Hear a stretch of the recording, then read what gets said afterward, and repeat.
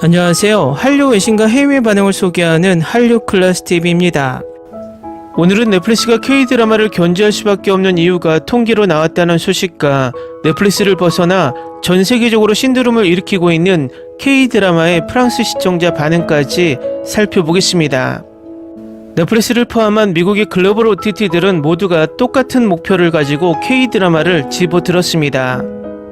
북미와 유럽을 이미 미드와 미 영화로 장악했고 향후 가장 인구가 많고 블루오션 시장인 아시아 시장을 장악할 수 있는 것은 현재 아시아에서 지존의 자리에 있는 K 콘텐츠로 아시아 시청자를 잡아보자는 계획입니다. 그리고 아시아 시장을 접수하면 미드와 미국 영화를 부각시켜 아시아도 미국 콘텐츠로 지배하자는 것입니다. 결국 그 상황이 지금 시기이고 이제는 K 콘텐츠가 넷플릭스나 디즈니 플러스에 올라오면 절대로 유럽과 북미, 남미에 예고편도 올리지 않고 방영을 합니다. 최근에 올라온 넷플릭스 오리지널 중증 외상센터와 멜로무비도 아시아에만 한정해서 예고편을 올리고 절대 유럽과 북미, 남미에는 예고편을 올리지 않습니다. 이것은 변하지 않는 미국의 아메리칸 퍼스트라는 기조 아래 철저하게 계획된 전략입니다. 하지만 K 콘텐츠를 이미 깊이 맛본 아시아 시장을 미국 콘텐츠로 장악하려는 시도는 그렇게 손쉽게 달성되지 않는 모습입니다. 미국 글로벌 OTT들이 왜 갑자기 유럽에 K 콘텐츠의 홍보와 예고편을 끊었는지 그 이유를 풀어주는 공식적인 통계가 나와 지금부터 살펴보겠습니다. 아시아 유럽 등에서는 K-팝이 미국에서는 한식에 대한 관심이 많았다는 조사 결과가 나왔습니다. 26일 문화체육관광부와 한국문화정보원의 2024년 글로벌 한류 트렌드 분석 보고서에 따르면 아시아, 유럽, 북미 순으로 한류 관련 기사가 많았던 것으로 나타났습니다. 보고서는 2023년 10월부터 2024년 9월까지의 외신 기사 및 소셜미디어에서 한류 관련 자료 약 68만 건을 수집 분석했습니다.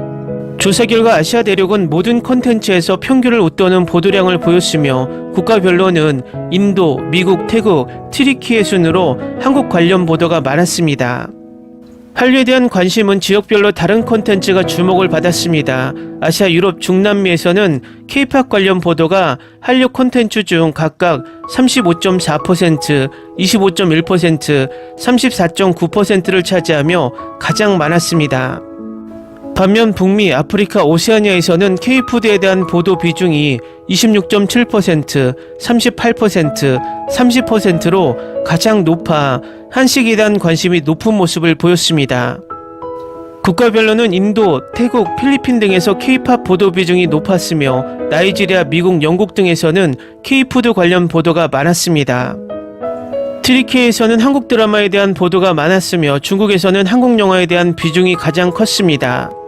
특히 북미 대륙에서는 김치를 비롯해 불닭볶음면의 유행에 대한 보도와 언급이 주를 이뤘습니다.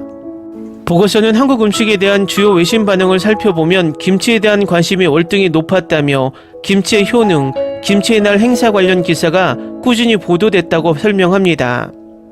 이외에도 소셜미디어에서 먹방에 대한 언급이 매 분기 꾸준하고 한식 언급이 없을 때도 사용되는 등 하나의 글로벌적인 단어로 자리잡은 모습이 관측됐습니다.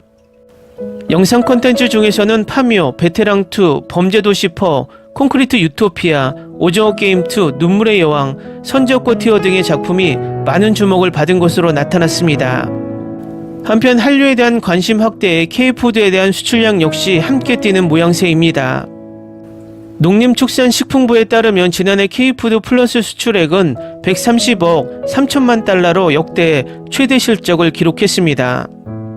농식품 수출액이 99억 8천만 달러였으며 전후방 산업은 30억 5천만 달러였습니다. 품목별로는 냉동김밥 등 쌀 가공식품이 2억 9,900만 달러, 라면이 12억 4,850만 달러로 각각 38.4%, 31.1% 증가했으며 과자류가 7억 7천만 달러로 17.4% 성장했습니다. 특히 김치의 수출이 5.2% 증가한 1억 6천만 달러로 역대 최대치를 기록했습니다. 보고서를 보면 인도의 한류 기사량이 증폭했고 유럽도 북미보다 한류 기사량이 더 높습니다. 이것은 큰 의미를 내포하고 있습니다. 인도는 글로벌 OTT들이 가장 집중하는 나라입니다. 인구가 14억이고 향후 발전 가능성이 높아서 OTT 가입자를 가장 많이 늘릴 수 있는 아시아의 블루오션입니다.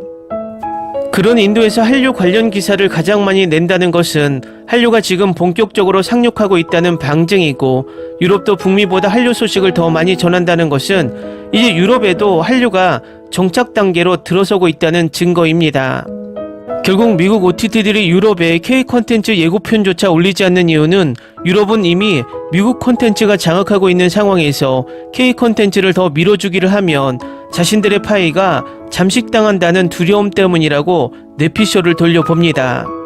하지만 K 콘텐츠는 넷플릭스나 디즈니 플러스 같은 글로벌 OTT들이 꼼수를 쓰며 아시아 한정 흥행을 유도할 때 이제는 OTT를 다변화하면서 유럽에 파고들고 있습니다.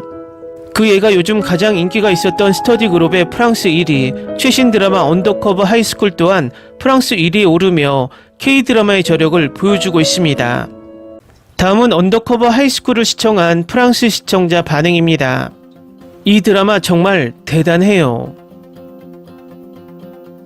저는 이 드라마 비밀고등학교에 푹 빠졌어요. 너무 좋아요.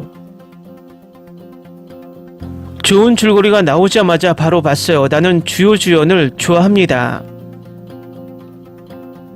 이 드라마 유사한 공유가 출연한 한국 영화도 있어요. 영화명은 2005년 개봉한 잠복근무입니다. 이 쇼는 소위 과장된 스터디 그룹보다 훨씬 더 훌륭하고 성숙합니다.